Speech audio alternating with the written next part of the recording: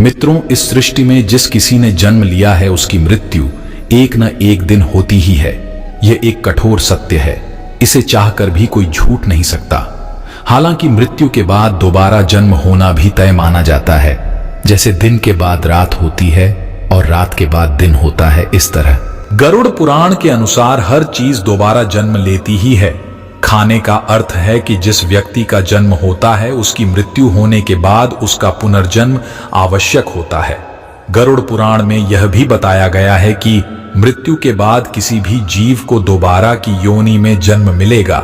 यह उसके पूर्व जन्म के कर्मों के आधार पर ही तय होता है। लेकिन मित्रों, क्या आप जानते हैं ऐसे कौन से कर्म है जिसे करने के बाद अगला जन्म भी मनुष्य का मिल सकता है? अगर नहीं जानते तो आप हमारे इस वीडियो में अंत तक जरूर बने रहिए, क्योंकि आज हम आपको गरुड़ पुराण के अनुसार बांटने वाले हैं कि कौन से कर्म करने से दोबारा मनुष्य योनि मिलती है।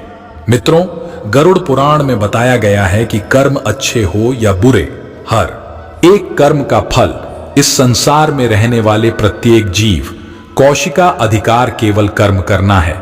फल देने का अधिकार परमात्मा के ही हाथ में है। मित्रों, इसके अलावा गरुड़ पुराण में यह भी बताया गया है कि मनुष्य अगले जन्म में किस योनि में जन्म मिलेगा, यह मनुष्य द्वारा किए गए कर्मों के हिसाब से ही तय होता है। मित्रों, सर्वप्रथम हम आपको यह बता दें कि इस जन्म में मनुष्य योनि मिली है तो आपका अगला जन्म भी मनुष्य योनि में ही होगा, यह तय नहीं है। गरुड़ पुराण के अनुसार जो अपने जीवन में अच्छे कर्म करते हैं सिर्फ उन्हें ही मनुष्य जीवन की प्राप्ति होती है। यही नहीं, कुछ मनुष्य ऐसे भी होते हैं जो अपने कर्मों के कारण 84 लाख योनियों में भटकते रहते हैं और फिर अंत में उनका जन्म एक मनुष्य की योनि में होता है। मित्रों, कर्म 3 प्रकार के होते हैं: संचित कर्म, प्रारब्ध कर्म, क्रियामन कर्म। संचित कर्म हमारे पूर्व जन्मों में किए गए कर्मों का जो देर है वह संचित कर्म है। प्रारब्ध कर्म उन्हीं संचित कर्मों के आधार पर आपको जो शरीर प्राप्त हुआ है और पूर्व जन्म के कर्मों में जिन कर्मों का फल इस जन्म में भोगना पड़ता है वह प्रमाण कर्म। किसी भी व्यक्ति द्वारा वर्तमान जीवन में किया जा रहा कर्म ही क्रियामन कर्म कहलाता है। आपके कर्मों के बड़ी संख्या में से जरा से कर्मों को लेकर आपको यह शरीर मिला है, बाकी आपकी संचित कर्म संस्कार के रूप में पड़े हैं। सभी के कर्म के अनुसार जो संचित और प्रारंभ कर्म है उनसे अगले जन्म का निर्माण होता है, जो तय करता है कि आपका अगला जन्म 84 लाख योनियों में से किसी भी योनि में हो सकता है। इसलिए कहा जाता है कि इसी जन्म में ईश्वर के चरणों में चले जाना चाहिए और किसी को अपनी तरफ से कोई कष्ट नहीं देना चाहिए। व्यक्ति इस संसार में अकेला आता है और अकेला ही जाता है। अंतिम समय में उसके अच्छे बुरे कर्म, पुण्य और पाप ही उसके अगले जन्म का निर्धारण करते हैं।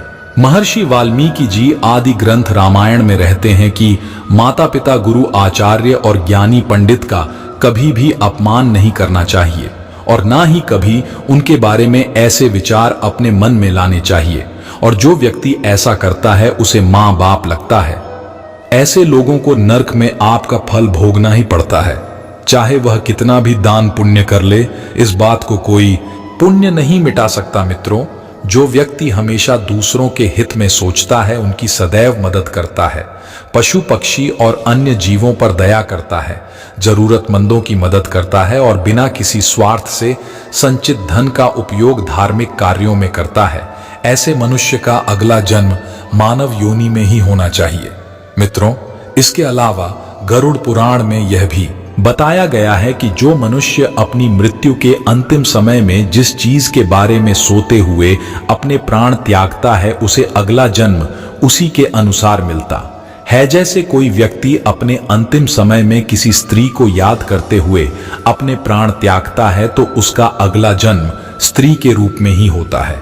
इसी तरह जो व्यक्ति अपने अंतिम समय में ईश्वर को याद करते हुए अपने प्राण त्यागता है तो वह मुक्ति की ओर अग्रसर हो जाता है।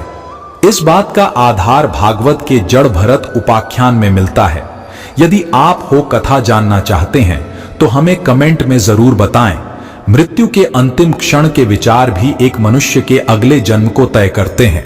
इसलिए धर्म शास्त्रों में यह बताया गया है कि मृत्यु के अंतिम समय में हमेशा राम नाम का जाप करते रहना चाहिए मित्रों। हम अंत में यही कहेंगे कि हर एक व्यक्ति को अपने जीवन में पुण्य कर्म करने चाहिए और हमेशा निस्वार्थ भाव से धर्म की राह पर चलना चाहिए। इसी के साथ आज के वीडियो को खत्म करते हैं। आपको हमारी जानकारी कैसी लगी हमें कमेंट में जरूर बताएं और अपने दोस्तों के साथ शेयर जरूर करें, क्योंकि खुशियों और ज्ञान बांटने से ही बढ़ता है।